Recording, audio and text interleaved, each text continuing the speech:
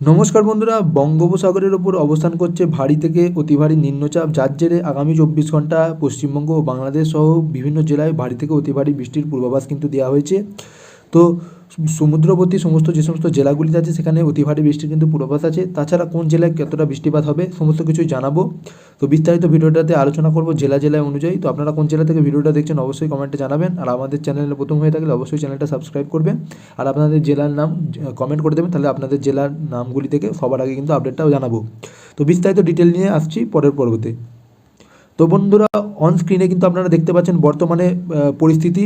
তো বর্তমানে পরিস্থিতি যদি দেখা যায়, আমি যদি চালিয়ে দেখাই, তো তোমরা দেখতে পাচ্ছেন বঙ্গোপসাগরে যে নিম্নচাপ আছে সেটা কিন্তু প্রবেশ করছে পশ্চিমবঙ্গ ও বাংলাদেশের উপকূলবর্তী জেলাগুলি থেকে। এছাড়া মায়ানমারের সাইড থেকেও কিন্তু মেঘের অবস্থান লক্ষ্য করতে পারা যাচ্ছে, যার জেরে কিন্তু আগামী 24 ঘন্টায় ভারী থেকে অতি ভারী বৃষ্টিপাত আছে জেলাগুলিতে। তো আমরা দেখে নেব কোন জেলায় কতটা মেঘের অবস্থান কীরকম আছে, সেটা কিন্তু আমরা দেখে নেব। তো যদি মেঘের চিত্রের কথা বলি, তোমরা দেখতে পাবে এটা কিন্তু 8:30টার মধ্যে যে লাস্ট আপডেটটা হচ্ছে সেটা। তো যদি দেখতে পাও গুয়াহাটির সাইড থেকে কিন্তু এটা মেঘের প্রবেশ কিন্তু এদিকে ঘটছে। এছাড়া এই দিক থেকেও একটা মেঘের প্রবেশ করছে এবং বঙ্গোপসাগরে যে নিম্নচাপ আছে সেটার জন্য কিন্তু এদিকে বৃষ্টিপাত ঘটানোর সম্ভাবনা কিন্তু আছে। তো বর্তমানে পশ্চিমবঙ্গ ও বাংলাদেশের কিছু কিছু জায়গায় মেঘের অবস্থান ঘটছে। তাছাড়া কিন্তু রৌদ্র ঝলমল কিন্তু ওয়েদার থাকারও কিন্তু সম্ভাবনা রয়েছে। যেমন বাংলাদেশের কথা বললে বরিশাল, পিরোজপুর, মাথাবড়িয়া, লালমোহন, কলাপাড়া, শ্যামনগর এবং পশ্চিমবঙ্গের হলদিয়া সংলগ্ন এই কাকদ্বীপ, কুলপি, হলদিয়া জেলাগুলিতে কিন্তু বর্তমানে মেঘের অবস্থান লক্ষ্য করতে পারা যাচ্ছে। তাছাড়া কলকাতা এবং সংলগ্ন জেলাগুলিতেও হালকা মাঝারি কিন্তু মেঘাচ্ছন্ন ওয়েদার কিন্তু থাকবে, অর্থাৎ রৌদ্র উজ্জ্বল কিন্তু ওয়েদার থাকবে। অর্থাৎ বর্তমানে কিন্তু কলকাতায় রোদ উঠছে, যেটা আপডেট পাওয়া যাচ্ছে যখন আমি ভিডিওটা বানাচ্ছি। কিন্তু ওপরের দিকে যেতে গেলে তোমরা যদি বলি আরও জেলাগুলিতে আমি দেখে নিই, যেমন কুতুলপুর, বিষ্ণুপুর, বাঁকুড়া, গোপালপুর সমস্ত জায়গাতে কিন্তু বৃষ্টিপাত আছে, বৃষ্টিপাত নেই। এখানে কিন্তু মেঘের অবস্থান বর্তমানে লক্ষ্য করতে পারা যাচ্ছে। পরবর্তীকালে ধীরে ধীরে মেঘের অবস্থান পরিবর্তন হলে কিন্তু মেঘাচ্ছন্ন ওয়েদার থাকবে, সেক্ষেত্রে কিন্তু বৃষ্টিপাত হতে পারে।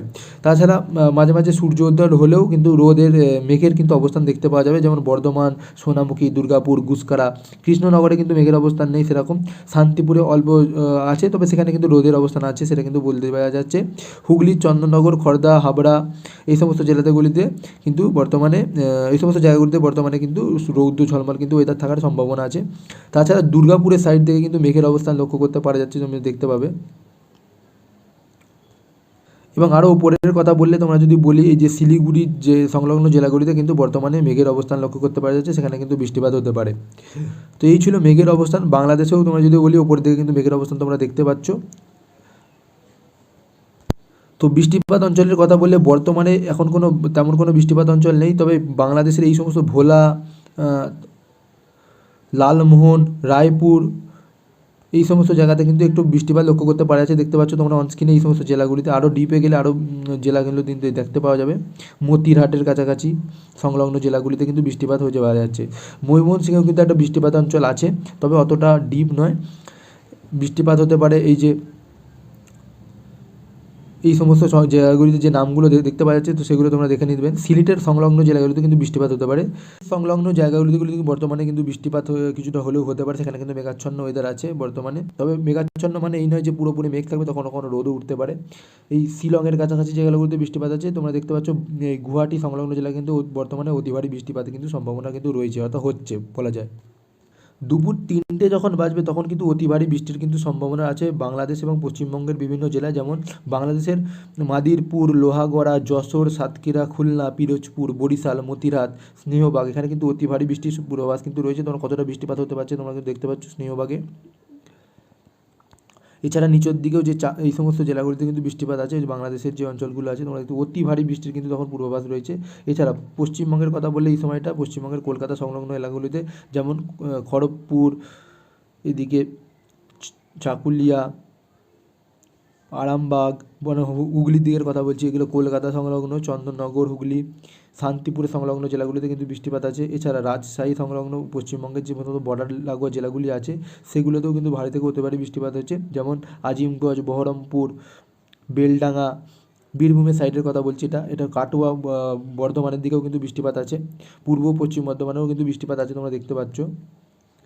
এবার সময় যত হবে তখন কিন্তু বৃষ্টিপাতের এটা চেঞ্জ হবে।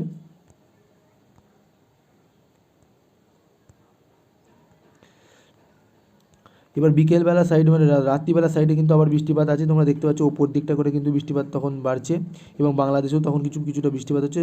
তখন রাত মানে একটার কথা বলছি, তখন কিন্তু সেই সময়টা কিন্তু বৃষ্টিপাত কিন্তু এখানে দেখতে পাওয়া যাচ্ছে খুলনা সহ এই সমস্ত জেলাগুলিতে। সোমবারেও কিন্তু বৃষ্টিপাত আছে, সোমবারেও আমি চালিয়ে দেখাচ্ছি কখন কী বৃষ্টিপাত হতে পারে, কেমন অঞ্চল আসতে পারে। তো সোমবার দুপুরবেলার অবস্থান দেখতে পাচ্ছ অতি ভারী বৃষ্টিপাত কিন্তু লক্ষ্য করতে পারা যাচ্ছে পশ্চিমবঙ্গের বিভিন্ন জেলায়, যেমন আরামবাগ, বাঁকুড়া, হুগলি, অর্থাৎ হচ্ছে পূর্ব পশ্চিম বর্ধমান এবং উত্তর ও দক্ষিণ চব্বিশ পরগনা, মেদিনীপুর, সমস্ত জায়গাতে কিন্তু বৃষ্টিপাত কিন্তু আগামী 24 ঘন্টায় রয়েছে। তো তেমনটাই কিন্তু আবহাওয়ার এতে ধরা পড়ছে।